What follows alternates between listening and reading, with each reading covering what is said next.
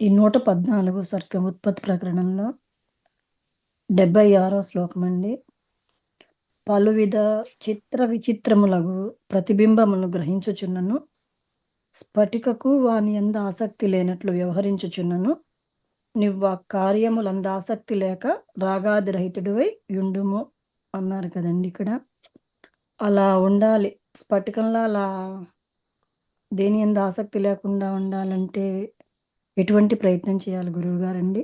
నేను ఇంట్లో వండి పెట్టడం, అంటే ఇంటి పనులు చూసుకోవటం, ఈ పనిలో ఉండటం తప్ప ఇంకే పని పెట్టుకోకూడదు. అంటే ఇంటి నీకు సామాన్యంగా అవసరమయ్యే గృహకృత్యాలు, ఇంటికి అవసరం ఉంటుంది కదా కుటుంబ పరంగా చిన్న చిన్నవి, అంతవరకే. నేను పెళ్లిళ్ళకి పోతా, పేరెంటాలకు పోతా, తద్దినాలకు పోతా, పిలిచారు ఇంకో చోట దేనికో పిలిచారు, వాటికి పోకపోతే ఎట్లా, ఇవన్నీ తీసేసేయాలి. తీసేసి ఇదే నీ ప్రధాన లక్ష్యంగా పెట్టుకోవాలి. అర్థమైంది అనుకుంటా.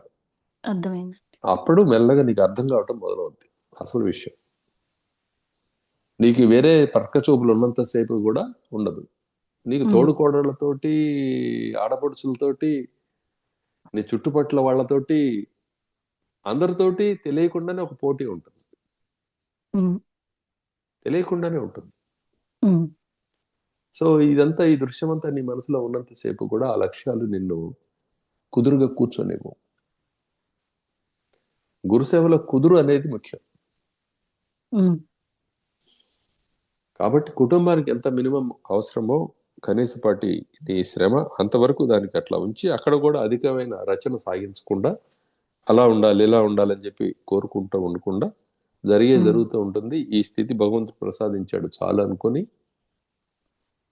ఇక ఎంత సమయం దొరికితే అంత సమయం, అంటే అంత సమయం దానికి కొంచెమే సమయం కేటాయించుకొని దీనికి అధిక సమయం పెట్టుకొని, ఇప్పుడు మీరు తత్వాలు వింటున్నారు, విచారణ చేస్తున్నారు, క్లాస్కి అటెండ్ అవుతున్నారు, ఒకళ్ళకొకళ్ళు మాట్లాడుకుంటున్నారు, మళ్ళీ మీరు ఈ పనులు చేసుకుంటూ ఉంటే పని జరుగుతుంది.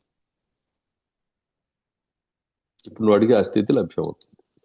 అలా కాకుండా వీటి మధ్యలో కొంచెం సేపే కదా దాంట్లో ఉంటున్నానని చెప్పి నువ్వు వెళ్ళినా అవి బలంగా లాగేసుకుంటాయి సంసారంలోకి.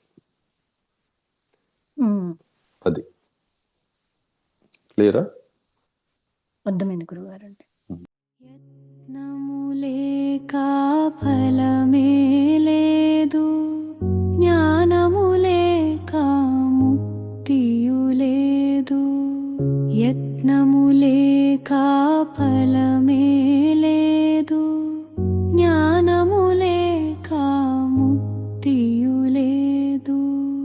హరి బ్రహ్మేంద్ర రుద్రత్వాలు సర్వం సుయత్న ఫలాలురా. హరి బ్రహ్మే